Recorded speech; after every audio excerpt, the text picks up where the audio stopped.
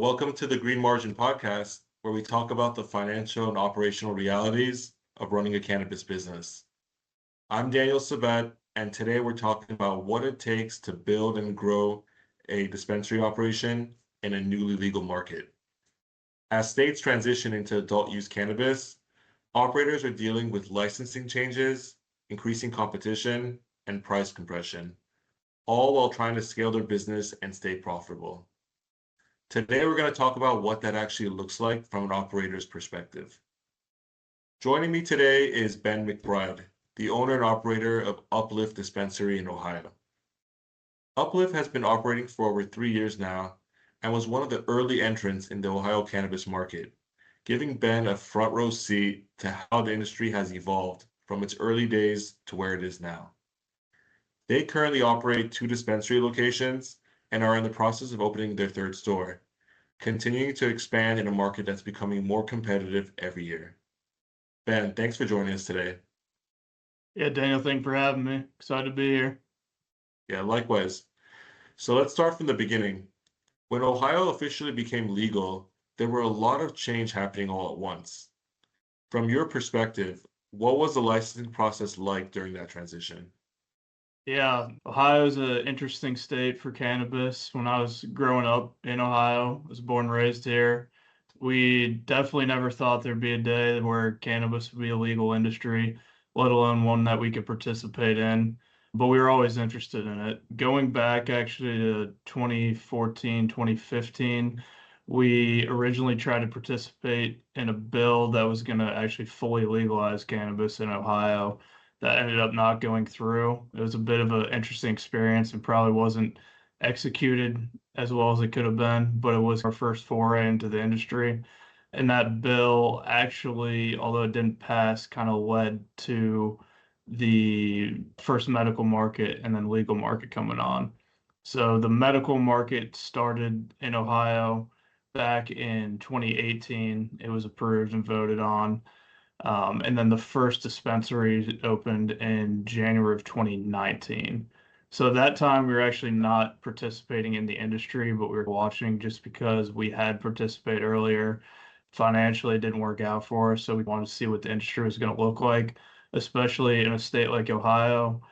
If you're in a state like Colorado, California, especially back in 16, 17, 18, cannabis made sense and the general population of the state, it made sense for them and kind of what people were into, but also just the general mood of the state. So in Ohio, being more conservative, definitely conservative when it comes to their beliefs and kind of their sensibility. We weren't sure what it was going to look like, but we were very excited to see it take off pretty quickly in Ohio. As dispensaries started opening up, there was a lot of positive outreach from the community. But that was not without issues. Opening up any new business is hard, but when it's in cannabis in a new state, it's very hard. Things like banking were not established yet, so there were no players in the banking space. The state actually had to find some credit unions that would deal with dispensary and just cannabis owners in particular. Like every state that starts in cannabis, you need cultivation processing set up before dispensaries open up. And that's not an overnight process, especially in Ohio, because everything's grown indoors. So a lot of these cultivators had to go find their own financing, then to go figure out how to build these facilities, then take the 10 to 12, 14 months to build the facility, then get their first harvest in and wait the 9 to 10 weeks to get that out and actually ready for product. And then the state of Ohio from the start has been very difficult when it comes to product regulation. So at the same time, they're just trying to get a product on the shelf. They're dealing with the state, trying to figure out how to actually label it. So, that is not a quick process in any state, and Ohio was no different. So 2019, 2020, interesting enough, obviously 2020 is when obviously the COVID pandemic happened. So just as these businesses are getting out of the ground, getting going, you got the pandemic coming in, throwing a wrench into that. Then if people have obviously put a ton of money and time into these businesses going, well, am I going to even have a business? Then as people are sitting at home, they start looking for some way to kill the time, and cannabis ends up being a great thing for that. So the medical market takes off in Ohio and they decide, hey, we need more dispensaries. which is where we came in and joined in 2021. So it's been an interesting ride. It was an interesting start to the industry, not without its bumps and bruises, but it's led us to where we're at today. Absolutely. And interesting take you had on the fact that you need the cultivations to be in place before you guys can even operate. It's interesting. I did a conference out in Kentucky. That was another new Yeah. up and coming market. And I remember I actually met one of the operators who he was one of the first dispensaries open in Kentucky. So his license is approved, he's ready to go. But his biggest issue is that he has no product to purchase because there's no cultivators ready to sell to him. Yeah. So he's got this license and there's no product for him to even get to sell to the consumer. So it's just Yeah, interesting how all those things have to be in there's place chicken, the before. egg, but that one's pretty easy to see. You need the cultivators before the dispensaries. You bring up an interesting point because we first got into this business. We get in, we have no idea what we're doing, and we get lucky and we hire some really good people that knew the industry and could help guide with us through this. And we get into it and we're like, hey, it's a great industry. And obviously it's growing, it's opening up state by state. And like anyone, I'm like, hey, we got to go as these states open, let's get in there. So I know Kentucky's coming on. It looks like Tennessee may, Atlanta, or Georgia's coming on, Minnesota's coming on. And my first thought is we should take what we learned here and go out to every state we can and try to grow this business huge. But as I started looking at it more and more, I started thinking every state is almost a completely different industry right now. It For is so sure. different state by state. I know you guys are very familiar with the landscape, and maybe some people listen to this or not. You take a state like Ohio, where we have cut our teeth and know the players and the regulations. It's completely different than a state like Oklahoma, or a state like Michigan, or a state like California, Colorado. Every state is completely different, both on how they view the business, what the regulations are. That's a huge part of it. What the licensing process is like. Ohio has one of the most stringent licensing processes and then most stringent set of rules. Oklahoma, it's a one-page form and they give out as many dispensaries as they can make, or they've curtailed that, but that you don't want to be in a state like that, especially once you start investing a ton of money into it, hiring a huge employee base. You want to know that your industry is secure. So Kentucky's a perfect example. They said, hey, every state that's done this has got voted for, and they said, hey, this is something we want to do. But then it's up to the people at the state to roll out a successful program. In Kentucky, drug its feet, and then somebody woke up and said, we got to get this done. They put out an emergency order, said, hey, we're going to put out the initial thing of licenses. We're going to do, I think it was like 40 or 50 dispensaries, but it was only a handful of cultivators, and not any of them were their largest cultivators. So then, yeah, people apply and they go, okay, great, here's your license, get open. It takes a long time to open these cultivation facilities. Some of these people are putting 30, $40 million into them. And it doesn't come with a handbook saying, hey, here's how you open a cultivation facility to grow a great product. You got to go figure it out. And that's a long process too. Yeah, I think it's very interesting to see how each state rolls it out. And I'm not saying Ohio is perfect because there's been a lot of issues like anywhere in a new business, but at least somebody thought that process out too. Yeah.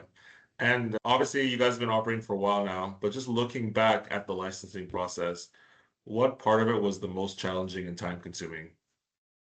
It's a great question. A lot of it. So, the first round of dispensaries was called an RFA1, so request for application. And this was back in that 2018 time period.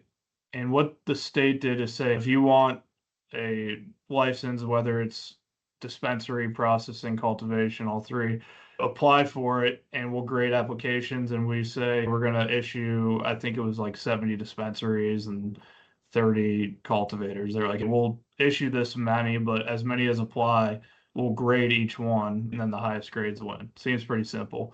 For dispensaries, I think they're issuing 70 and they got something like 1,200 applications. So that's the Okay. first issue. But then the second issue was they grade them. Well, it's like being in an English class in school. It's somewhat subjective. It's not like math, like it's either yes or no. It's pretty subjective to whoever's grading. So the issue was they said, hey, here's our top 70. You guys get licenses. They had a whole bunch of other people sue them and go, hey, this is subjective. Like, why is mine worse than theirs? Or even worse, some people submitted multiple applications trying to get multiple dispensaries. And they went, this one's rated higher than this one. And the person would go, they're the exact same application. So there was a lot of issues there. So when they came to where we joined back in 21, they said, we're not going to do that anymore. We're going to have everything tied to a piece of real estate. So you have to have secure piece of real estate and you can do one application on that piece of real estate. Well, this made a whole bunch of other, I would call issues, but the result was applying, it made it very hard because you had to go, obviously you want the most applications as possible to increase your chances and basically get what is in a sense a lottery ball, but you had to go secure pieces of property any way you can. So there are these little micro businesses that popped up. We did but not participate in these, but I found it very interesting that people would basically say, hey, I have a piece of property that's vacant. I'm gonna let people apply on it. And there would be 30 applications on one building. It was crazy. So we took a different route. We basically went out privately, tried to secure property and buildings, and we're able to get some applications together on that. But at the same time, there was like I think our application ended up being about 60 pages, and it was, you had to have everything scheduled out from the construction to what it's going to look like to actual hard plans that cost money. Then you had to have a whole chart of employees and a whole business plan. You have to have your funding together.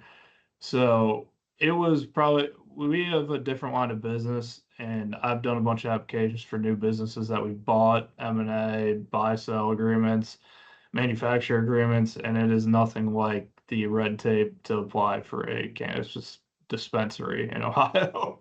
It was a long application process. We probably spent about 150 hours getting our applications together, maybe more than that, in a very short time period. So it was an interesting experience to say the least, but it worked out, and we got lucky to be able to enter the business when we did in Ohio. Yeah, absolutely. And just being 3 years in and seeing how the market has changed, what changes have you seen over those last few years in terms of competition, price compression, and just overall market saturation? Yeah. So there's a few different pieces that answer, and it has to do with what from a macro level has happened in the state. So if you think about it, when we first got our licenses, there was about 70 dispensaries in the state of Ohio for 11 million people. And with the time period when we got in for the RV2 in 22-ish, 23, the dispensary count went from 70 to about 120 in the state. So you have a doubling right there without really the market changing that much under medical. So then in 23, November of 23, I believe, Ohio voted and passed issue 2, which made recreational legal in Ohio. So that actually started in August of 25, and dispensaries could get what was called a dual use or license and be able to sell medical and recreational patients. And that took the overall market in Ohio, so like the adjusted sales for the year, from 350 million to just under a billion or just over a billion, right around there. So the market went up quite a bit. I would say really it's more like 2.5 times. It's what it ended up being, less than three. It was actually like 400 mil to a billion. But so you went from a period where dispensaries doubled, market didn't change. So obviously a lot of the established players hurt during that time period. And then you went from a period where dispensaries stayed the same, but the market 2.5x. So on the dispensary side, we got in, we were able to gain a pretty good foothold. We're lucky enough that our stores are like kind of in the top 10 to 15 in Ohio. One of them's top 2 or 3, which is great. But we saw that big bump going into recreational, right? So we saw our business do about what the state saw as far as multiplication of business, which is great. Now with recreational, what they also did was basically double the license count again. So I think there were like 140-ish active. There's now about 300 active licenses in the state. Now, not all those dispensaries are built out yet, but they are being built out pretty rapidly. So what we're seeing now is if you want to call it like average sales per dispensary in the state is now coming down again as the total sales are not changing that much, but the dispensary counts are going back up again. So it's an interesting time period. It's good for the cultivators because obviously that count has not changed very much from the very beginning, but the business has increased. And for dispensaries, we got additional licenses with the legalization of recreational. So for us, we're going into a period now where we're spending quite a bit of money to open. We're actually opening 2 new, and then we're in the process of maybe doing a third, which would be 5 total. So it's this interesting area where the market's here, but dispensary counts are going up, but we're also adding stores ourselves. So the next 6 to 12 months will be very interesting to see where all the dust settles in the state because there's a lot in flux. And at the same time, we're double or tripling down our investment to take everything that we've made and put it all back plus some to see if we can create a better retail network and really create a good foothold in the Southwest Ohio region specifically. Yeah, that makes sense. But no, that's exciting stuff. And yeah, 5 locations. This would be what over the next year and a half, you're hoping, or longer? Yeah, so our next 2 are new builds. One is under construction right now, and then one we're getting ready to break ground probably like a month and a half. So the one should be done October, the other one should be done like January, February of next year. And then the 5th would be a renovation of the current building, so it'd be done within this year. But a lot of that goes back to zoning. These things are very hard to place. So that is 99% of the battle, really. Yeah, for sure. And I guess as obviously you're going to open these stores, but with the other competition coming in as well, have you done any either projections or just adjustments on your strategy operationally? Like anything that you guys have been talking about to make adjustments as these stores come on, with whether it's pricing or just more aggressive cross-selling, anything like that? Yeah, there's a few things. The new stores are somewhat part of our strategy, right? So I see a lot of operators in the state, whether the MSOs or local, medium, small, whatever kind of operators, they take a shotgun approach where they say, hey, Ohio's an interesting market because there's 3 major metros, and then I would call it like 2 or 3 more sub-metro but larger population centers, and then everything else is pretty rural. So a lot of people go, we got to be in Cincinnati, Columbus, and Cleveland, but then also Toledo and Dayton. And then, or hey, I want to be around the borders. For us, I'm more trying to make a network in Southwest Ohio, Cincinnati specifically. So I see it more as I want to kind of keep the city very in tune to us and relate back to the city and make it the hometown dispensary and then make it easy for people no matter where they're at in the city to access a store versus just being all over in Ohio and just having one in each city, right? Because you can only have 8 in the state of Ohio.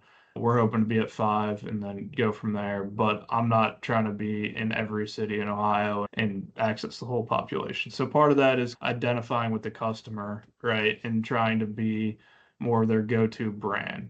So that's the first piece.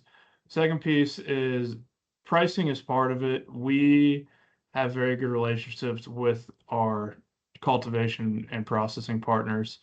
And what we try to do is get the best, I would say, discount possible from the cultivator and processor and pass that on to the customer.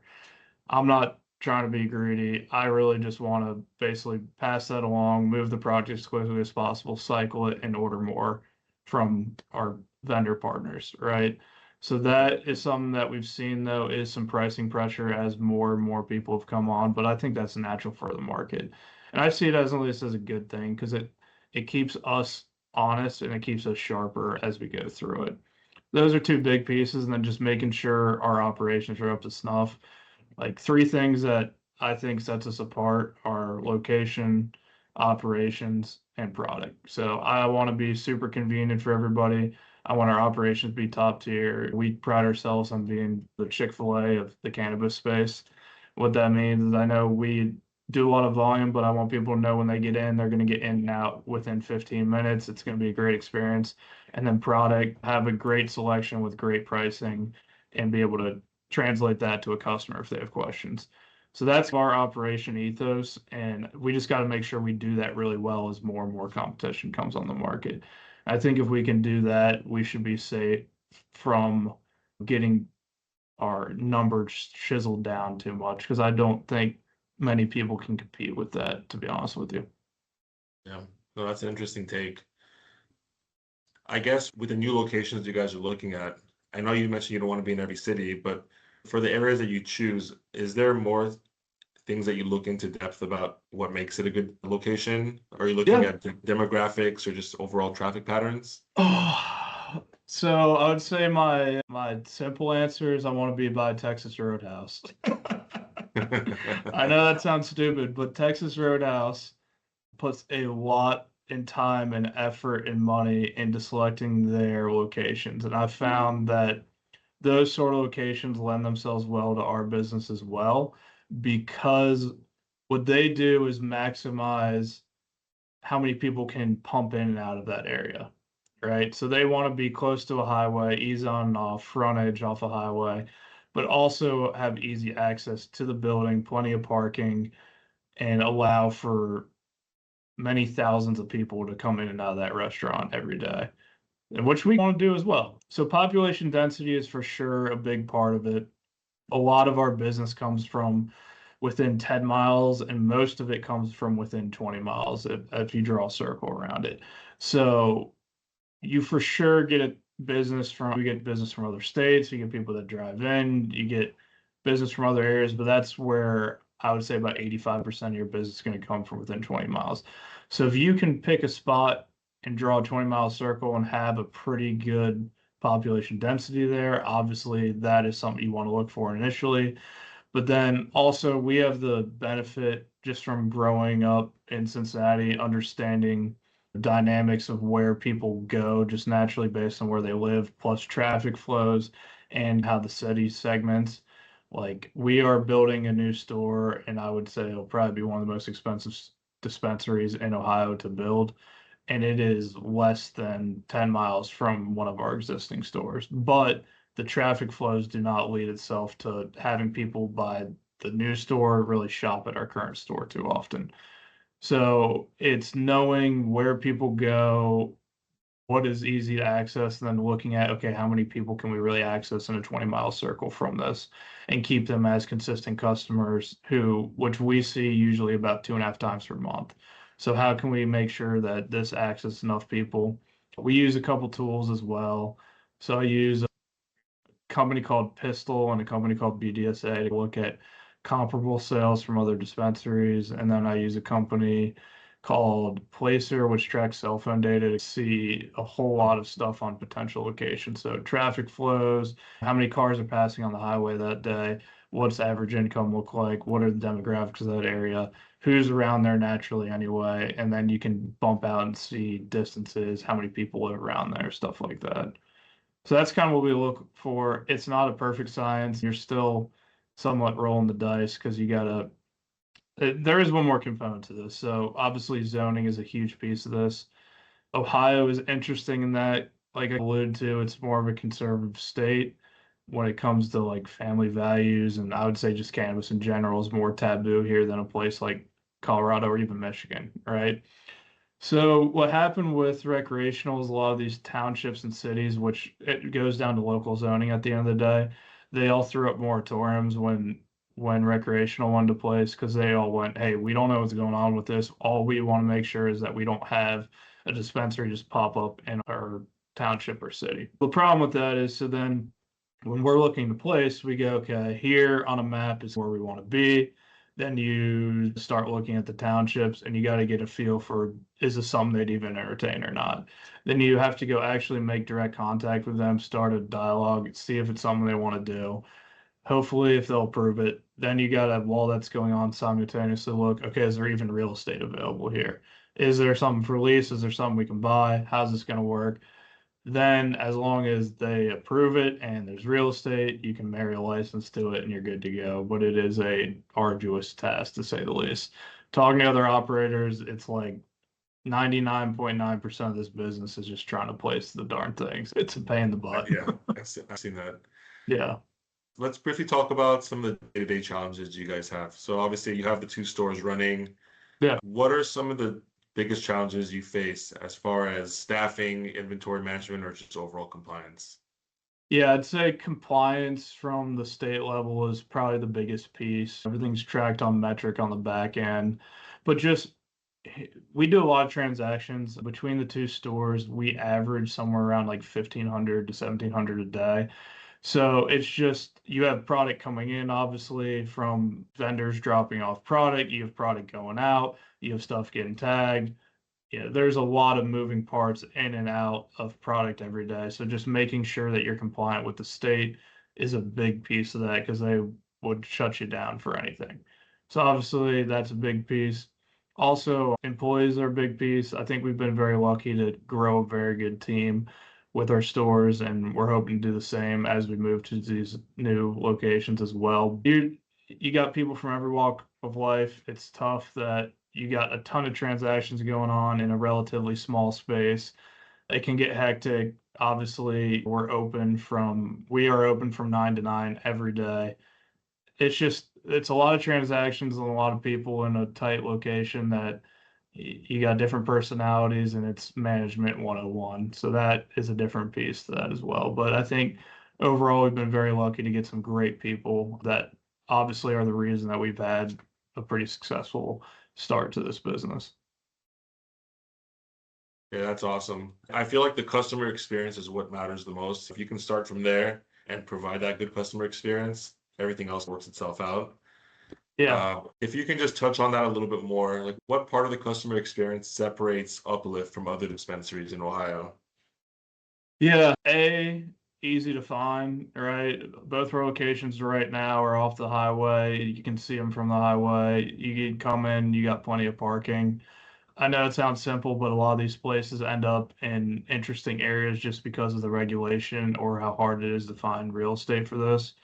So that's a big piece and placing it in the right spot first and foremost. You can find it, you can see it, you can find parking when you get there. Then B, I think our first 2 buildings are nice. Our next 2 to 3 are going to be even nicer. So a nice area when you come into it, it's clean, it's open, it's professional. I'd still go back to I think cannabis is somewhat taboo in Ohio, so we really try to break that stigma with the shopping environment. We want to feel more like a Starbucks or like any other shopping environment.